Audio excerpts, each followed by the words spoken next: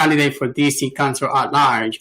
Just wanted to take a moment here to do a Facebook Live to educate you a little bit about the process of what we're doing in the District of Columbia as it pertains to voting. As you know, the election is coming up on January the 3rd, and I've invited a couple of friends to come out with me and join me. Let me just introduce them real quick. Here's Joyce, who is actually a longtime activist in the fight for DC statehood. A former ANC commissioner. That's right, and amongst many other things. I'll let you talk a little bit about all that, but let me make sure that we also recognize the presence of our good friend here, Reverend Gerald Patterson here, who is going to delight us with his incredibly talent. We just completed a session a few minutes ago where we recorded a music video, which we're going to share with everybody. But we wanted to just take a moment here and just talk a bit about what's going on in the election first. So, Joyce, I'm going to give you a moment so that you can introduce yourself. Hi, my name is Joyce Robinson Paul, and I'm running for U.S. Representative. But more important, I'm trying to get people out to vote. I'm not just out to vote, but if you can't get out, then we have a Pony Express going on in our city where we asked everybody on their block to knock on a senior's door and make sure that ballot, that absentee ballot that they have, gets to the voting box. The voting box, there's 50 of them. They're located all within the neighborhood, and we need you to be a good neighbor. That's love thy neighbor as thyself, and take a ballot to the box for a senior that is afraid to get out because of the COVID virus. So that's something that we need you to do. So don't think that your vote counts if you don't help a neighbor also vote in this election. We want to be the highest place in the United States that everyone got out and voted. There is no excuse. You got to vote right in your home. And so just knock on those doors. If you have an elderly or a disabled person, knock on that door and say, the ballot box is right up the street. Would you like me to distribute it? And help a senior out.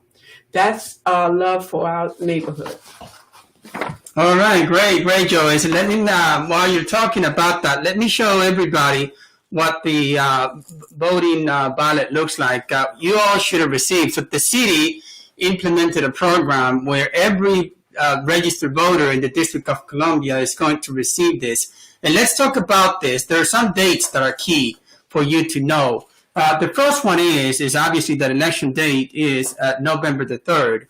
So, but there are two dates that are important. The first one is that this instrument here, this ballot that you have, once you get it, you want to make sure that you send it out. The moment you know who you're voting for, and I've repeated this a few times already, but the moment you know who you're voting for, you want to make sure that you complete it. And the reason for that is the Board of Election needs time to process this. So what they have done is they have allocated 7 days after election day to receive it. In other words, when you put this in the mail, this must be received at the Board of Election by the 10th of November, 7 days after the 3rd. If it gets to them past that date, it won't count. That's one date that you need to know. So the 10th is crucial. They must receive this. So if you decide to wait for the last day, which is my second important date, you must have this into one of the mailboxes. In other words, it must be stamped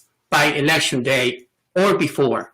You cannot use this instrument and deposit this into a mailbox on the 4th of November. It will not count.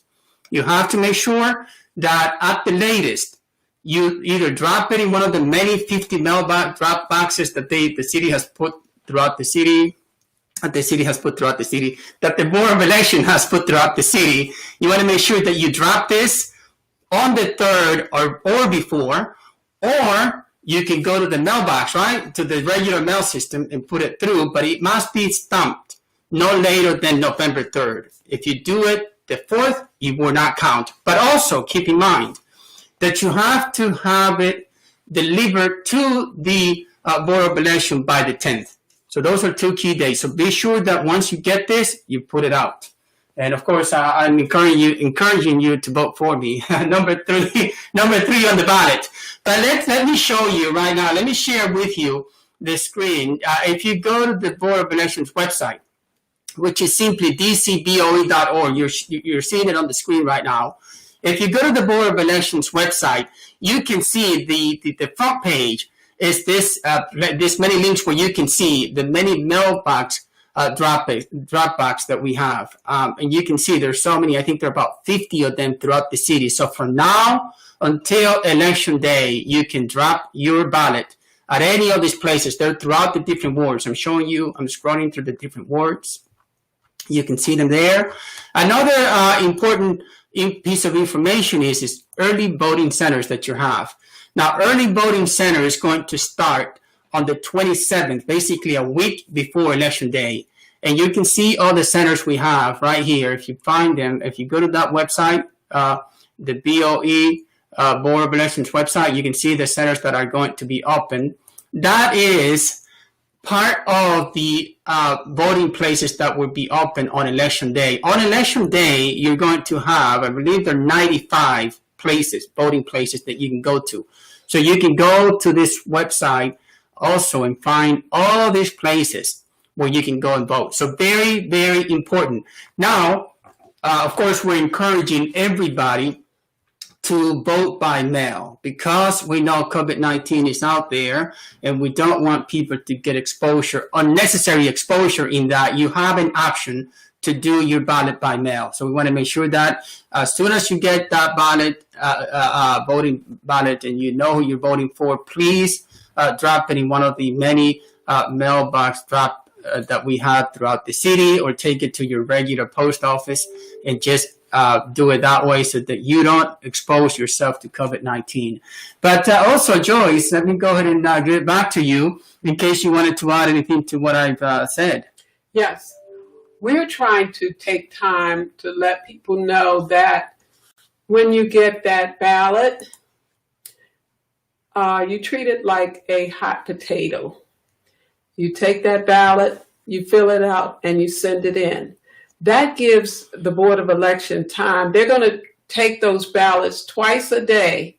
Every box is going to be empty twice a day. So your vote will count, and that will be already in.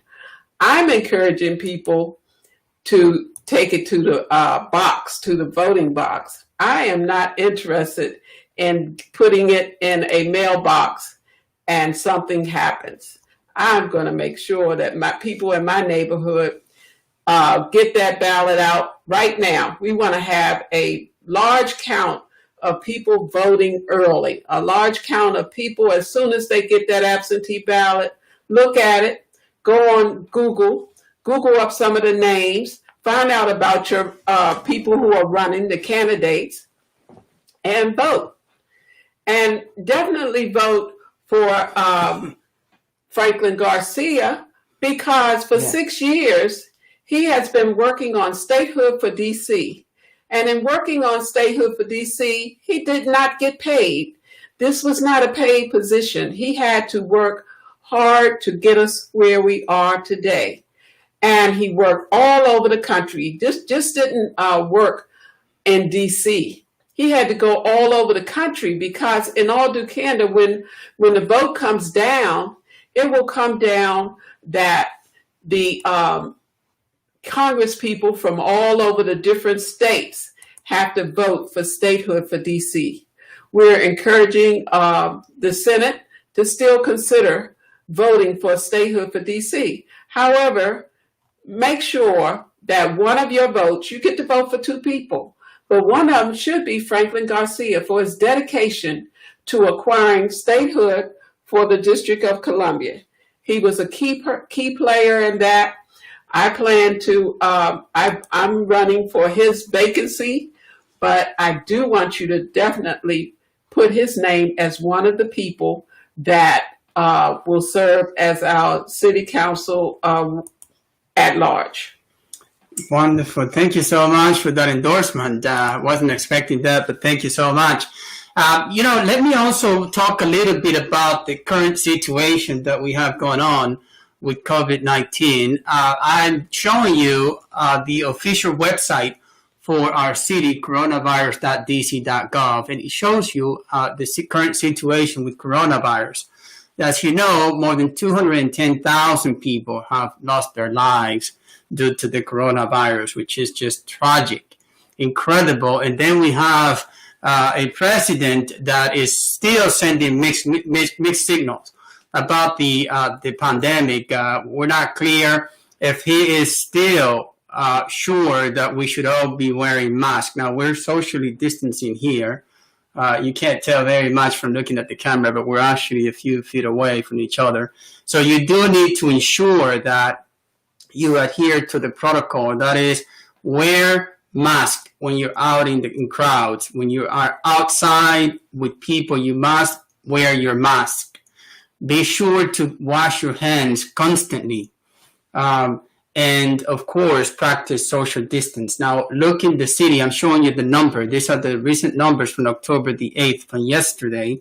634 people have died in our city due to COVID-19. So we want to ensure that we don't get more people dying because of this pandemic. And nationwide, as I stated earlier, we have over 210,000 people. So it's a travesty that we are seeing horrific numbers here.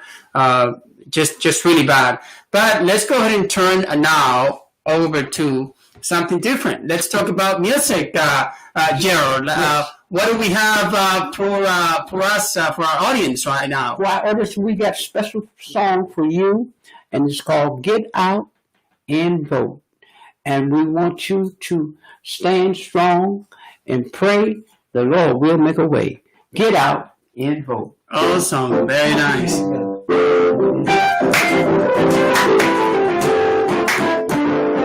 Everybody, we need to get out and vote. Everybody need to get out and vote. Get out, we can. Nobody anywhere. Get out, get out, get out, get out, get out. Stand strong. Get out, get out, get out. Get out.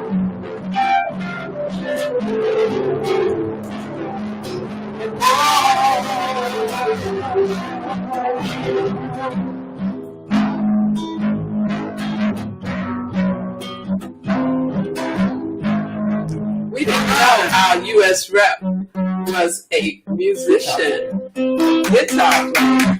All right. See, he has multiple talents, and he's bilingual. You know, a lot of people are going to need services in this District of Columbia, and he's bilingual. He can interpret, what their needs are. Yeah. So make sure when we're voting, we vote for a variance of people yes. that can serve our people. That's what our government is all about. For the people, by the people, of the people. Wonderful. Okay, well, that concludes our live transmission. We thank you very much for being part of our transmission and watching us. We have transmitted this via Twitter, Facebook, and YouTube, and then we're going to subsequently share it with others. We ask that you please subscribe. If you're watching it on YouTube, we need to increase our subscribers. We currently, I think, have under 1,000 subscribers, and we're trying to get to over 1,000 in the next few days. So please, if you're watching on YouTube, be sure to subscribe. And you want to tell your contact information, Joyce? My contact information is statehoodfordcnow@gmail.com. And you can reach me, and we are doing things right now. We're putting out literature. Franklin Garcia was nice enough to give me a lot of literature on statehood. So when I put my flyer out, I also put information about what statehood is. Every district resident should know what statehood is. A lot of people have misnomers. Someone said to me the other day, if we get statehood, they'll stop my food stamps. No, that's not true. You'll still get your food stamps if you are eligible for them. Please do not get caught up in a lot of innuendos or lies about statehood. All right, no problem. Statehood. There we go. Statehood is what we deserve. As residents of the District of Columbia, we are being denied representation in Congress, and that should not be. So definitely get out there and be involved in the statehood movement so that we can move forward with statehood. Thank you. All right, wonderful. And now that you mentioned that, Joyce, I want to make sure that people know that tomorrow we are going to be doing some visibility. That is the Franklin for DC 2020. So if you have time, please join us tomorrow at Mount Vernon Triangle, right here in Northwest DC. We're going to be there tomorrow at 10 a.m. And then Sunday, we're going to go back and do some more visibility over at DuPont Circle. So if you are with, if you have some free time and you want to come and join us, we're going to be providing free food. It would be fun. So please join us on Saturday at right here at Mount Vernon Triangle, and then on Sunday at the DuPont Circle. Both times we'll be there at 10 a.m. And then we're going to stick around and do a little bit of visibility at the farmers market. And then after that, shortly after that, around 11, we're going to hit homes and do some literature drop. So I hope that some of you can join us. Well, thank you so much again for watching. Can you give us that address for Mount Vernon Triangle? Yes. I believe I have it here on Franklin for DC.20. What it says here is 499 Street Northwest. But that's New York Avenue. It's right on the corner of New York and K. New York and K? Right there, yeah. New York and K, is that where it is? Mount Vernon Triangle? Okay, right near Busboys and Poets. Okay, wonderful. Yeah, I think that the street address that I have here, it may not be, but just in that vicinity is where we want to be. And you see it because we're going to have a lot of signs, and you see our banner. We're going to be out there in groups of, we have about 10 people so far that have committed to attending. So, hopefully more will be added. And we're looking forward tomorrow to getting out into the neighborhoods and talking about what this campaign is about, right? Yes. We want to make sure that we talk about the things that are important to people. People are hurting. Right now, they're worried that some people could get addicted. We want to make sure that we advocate for the least among us, right? Those people that have no means to pay for rent. We want to make sure that we continue subsidies for rent. We want to make sure that the people stay basically in their homes. That's key. But for that, it's all about jobs, right? We want to make sure that we have jobs for people, right? Yes. Because if we don't have jobs, it's what it leads to people not being able to keep their homes. If they have jobs, then we don't have that situation, right, Joyce? Right, man. And so we want to make sure that we address that. And if you have your ballot, bring it out. We're going to put it in the box. Need to be put in the box. Need to go to the Board of Election now. That's right. Don't procrastinate. That's Do right. it now. Wonderful. Well, again, thank you so much, everybody, for watching, and have a good evening.